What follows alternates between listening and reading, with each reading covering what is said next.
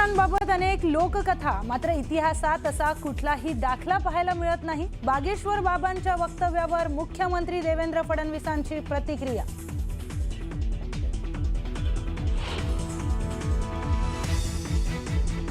संजय गायकवाड यांना एकनाथ शिंदे योग्य समज देतील तर अशा प्रकारे शिवराळ भाषा वापरणं योग्य नाही, मुख्यमंत्री फडणवीस यांची प्रतिक्रिया।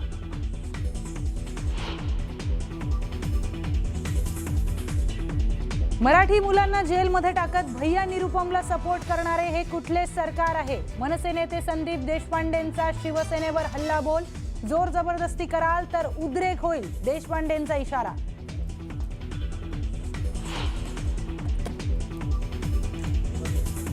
बंधू अशोक खरातवर 8,76,00,000च्या फसवणुकीचा गुन्हा दाखल। खरातने सीए ललित पोफळेला आई वडिलांच्या मृत्यूची भीती दाखवून उकळले होते पैसे।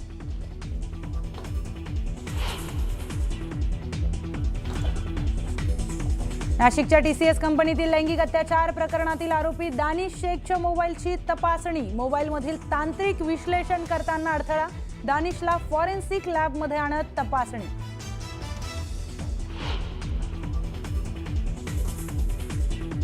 पुण्यामध्ये बारामती पोटनिवडणुकीच्या निकालापूर्वीच सुनेत्रा पवारांच्या अभिनंदनाचे बॅनर्स, बॅनरवर सुनेत्रा पवारांचा भावी मुख्यमंत्री असा उल्लेख, पुण्यातील बॅनर्सची जोरदार चर्चा।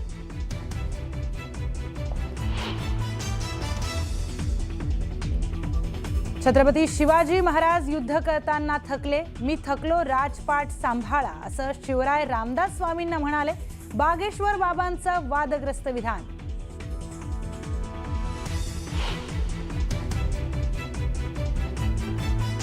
1 मे महाराष्ट्र दिनाच्या दिवशी मिसिंग लिंकचं उद्घाटन, मुख्यमंत्री आणि दोन्ही उपमुख्यमंत्र्यांच्या हस्ते मिसिंग लिंकचा शुभारंभ। मुंबई पुणे प्रवास आता अधिक सुसाट।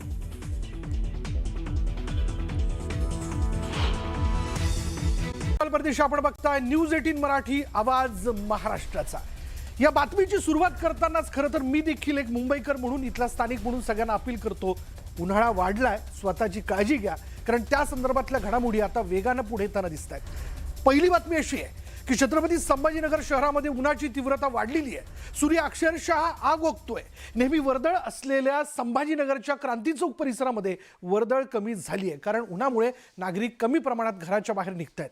पुढील 2 ते 3 दिवसांमध्ये शहराचं तापमान अजून वाढण्याचा इशारा हवामान विभागाने दिला आणि त्यामुळे आरोग्य विभाग देखील सतर्क झाला असून घाटी रुग्णालय तसंच मनपा आरोग्य केंद्रांमध्ये उष्माघाताचे विशेष कक्ष तयार करण्यात आले असून नागरिकांनी उन्हाच्या तीव्रतेपासून काळजी घेण्याचं आवाहन आरोग्य विभागाकडून केलं जात आहे। याचा आढावा घेतला आमचे प्रतिनिधी अविनाश कानडजे यांनी।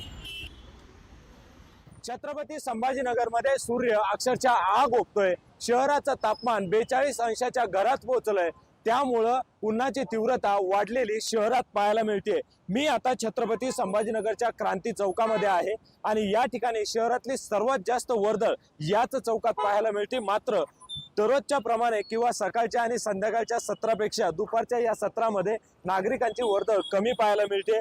ज्यांना अत्यावश्यक काम आहे, नोकरीसाठी जायचंय, ऑफिसचं काम असेल, त्यांना घराच्या बाहेर निघावंच लागतंय। ते नागरिक निघताना जरी दिसत असले तरी त्यांच्या डोक्यात हेल्मेट असेल, रुमाल असेल, वेगवेगळी काळजी घेताना हे संपूर्ण नागरिक या ठिकाणी आपल्याला दिसून येत आहेत। छत्रपती संभाजीनगरचं तापमान मागील 2 आठवड्यापासून मोठ्या प्रमाणात वाढलंय आणि पुढील 2 ते 4 दिवसामध्ये हे तापमान अजून वाढण्याचा अंदाज हवामान विभागाने दिलाय, त्यामुळे नागरिकांनी काळजी घेणं गरजेचं आहे। तर दुसरीकडे आरोग्य विभाग देखील सतर्क असल्याचं चित्र छत्रपती संभाजीनगरमध्ये पाहायला मिळतंय। घाटी रुग्णालय असेल, मनपा आरोग्य विभाग असेल, यांच्याकडून उष्माघाताचे विशेष कक्ष तयार करण्यात आलेले आहेत। उष्माघाताचा धोका वाढल्यास रुग्णांची गैरसोय होणार नाही यासाठी संपूर्ण खात्री आरोग्य विभागाने घेतली आहे, खबरदारी घेतली आहे। त्यामुळे एकूणच नागरिकांनी देखील आता स्वतःची काळजी घेणं अत्यंत गरजेचं आहे, कारण शहराचं तापमान पुढील 2 ते 3 दिवसामध्ये अजून वाढेल असा इशारा देण्यात आलाय। त्यामुळे एकूणच आरोग्य विभाग देखील सतर्क आहे, त्याच पद्धतीनं नागरिकांनी देखील काळजी घेणं गरजेचे आहे। अविनाश कानडजे, न्यूज 18 मराठी, छत्रपती संभाजीनगर। आणि आता जाणून घेणार आहोत एक ब्रेकिंग न्यूज। ती ब्रेकिंग न्यूज नेमकी काय बघा, चला जाणून घेऊयात। ती बातमी अशी आहे की मुंबई महाराष्ट्रात मराठीचा आग्रह चुकीचा नाही। बघा, मुंबई महाराष्ट्रात मराठीचा आग्रह चुकीचा नाही, त्यांना मराठी येत नाही, ज्यांना मराठी येत नाही त्यांना मराठी शिकवणार असे देखील म्हटलं गेलेलं आहे। मराठी सक्तीवरून सध्या जोरदार वाद सुरू आहे आणि यावर बोलताना मुख्यमंत्री फडणवीसांनी सरकारची भूमिका स्पष्ट केली आहे। मुंबई आणि महाराष्ट्रात मराठीचा आग्रह धरणं चुकीचं नाही, पण ज्या रिक्षा आणि टॅक्सीवाल्यांना मराठी येत नाही त्यांना सरकारकडून मराठी भाषा शिकवली जाईल असं फडणवीसांनी म्हटलंय। देखिए, पहली बात तो ये है कि मुंबई हो, महाराष्ट्र हो, यहाँ पर मराठी का आग्रह होना, मराठी को प्राथमिकता दो कहना, ये कोई गलत बात नहीं है। लेकिन उसके साथ साथ सरकार की भूमिका ये होगी कि इस प्रकार से विवाद न हो।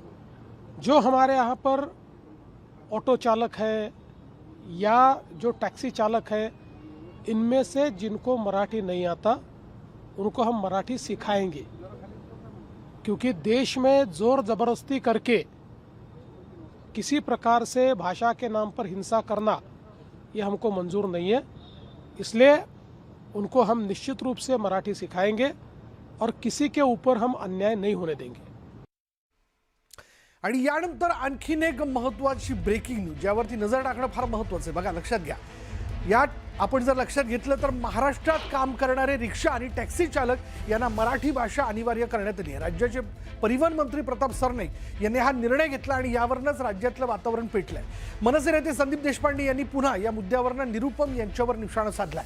मराठी पोलीस भैया निरुपमांना का सपोर्ट करतायत? मराठी मुलांना जेलमध्ये टाकत भैया निरुपमला सपोर्ट करणारे कुठलं सरकार आहे, असा सवाल संदीप देशपांडेंनी उपस्थित केला। जोर जबरदस्ती कराल तर उद्रेक होईल। उत्तर भारतीय रिक्षा चालक मराठी भाषा शिकायला तयार आहेत, मग संजय निरुपमांना काय अडचण आहे, असंही पुढे संदीप देशपांडेंनी म्हटलंय। पोलीस तर बायास आहेत, त्याच्यात काय वादच नाही। आणि संजय निरुपम सारख्या भैया लोकांना मराठी पोलीस का सपोर्ट करतायत हे न उमजण्यासारखं आहे। आम्ही असं कालपर्यंत मानत होतो, सन्माननीय एकनाथ शिंदे सरकारमध्ये आहेत, त्यांनी सांगितलं की स्वर्गीय हिंदू हृदय सम्राट बाळासाहेब ठाकरेंच्या विचारांचं आमचं सरकार आहे, स्वर्गीय धर्मवीर आनंद दिघे साहेबांच्या विचारांचं सरकार आहे।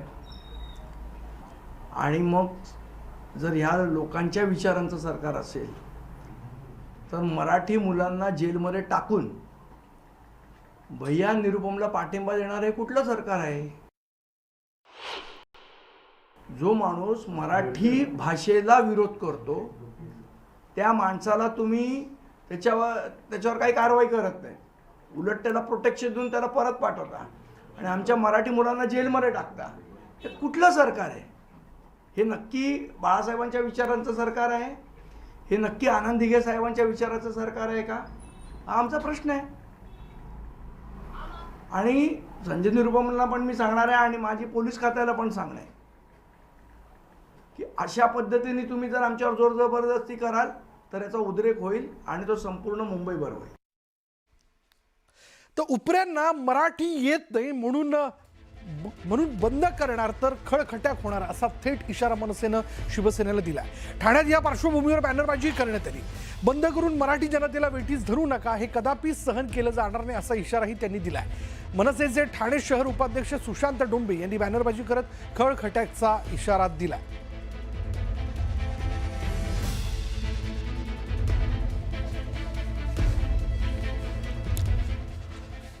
आणि आता बघा, याच संदर्भात पुण्यातनं काय ब्रेकिंग न्यूज येते, काय नेमकं घडतं त्यावरती नजर आपण टाकणार आहोत। बातमी अशी की मी मराठी बोलतो, पुण्यात मनसेकडनं रिक्षावर स्टिकर जे आहेत ते लावण्यात आलेले आहेत। यापूर्वीच मनसेने या संदर्भातली आपली भूमिका जी ती स्पष्ट केलेली होती। मी मराठी बोलतो या संदर्भातले स्टिकर जे आहेत ते रिक्षावरती लावण्यात येईल असं त्यांनी सांगितलं होतं। त्या पद्धतीने आपण जर पाहिलं, पुण्यामध्ये मनसे वाहतूक सेनेकडनं बैठक घेण्यात आली आणि मनसे कार्यकर्त्यांनी रिक्षाला या संदर्भातले स्टिकर्स लावलेत। मला मराठी समजतं, मी मराठी बोलतो, या माझ्या रिक्षात बसा या आशयाचे मनसैनिकांनी स्टिकर्स चिटकवले। मराठी रिक्षा चालकांच्या रिक्षांवर पुण्यामध्ये रिक्षा चालकांनी मनसेला पाठिंबा दिलाय। मराठी सक्तीचे स्टिकर्स लावत रिक्षा चालकांचा मनसेला पाठिंबा आहे।